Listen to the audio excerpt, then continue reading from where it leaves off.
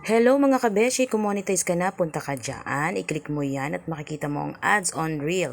Pindutin mo yan at makikita mo. Hello mga kabeshi, ayan makikita mo po dyan ang invited to use licensed music.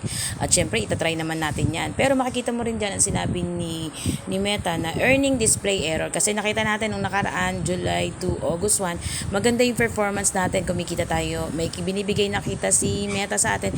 Pero mali pala, ibig sabihin may earning display error. Kaya mga kabeshi, lagi nating tatandaan na bukod sa pagre-reels, dapat nagtatrabaho rin tayo, meron tayong work.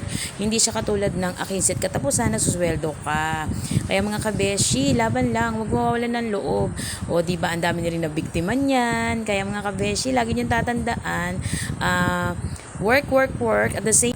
Siyempre gawin na rin natin parang libangan natin, at least nakaka-relax, nakaka-aliw din siya kahit papaano, at nakakamit ka ng iba't ibang klase ng tao, nakakaroon ka ng kausap, instant kausap. Kaya mga kabeshi, lagi niyong tatandaan, importante pa rin na meron din tayong trabaho, may earnings din tayo sa ibang bagay. Bye-bye!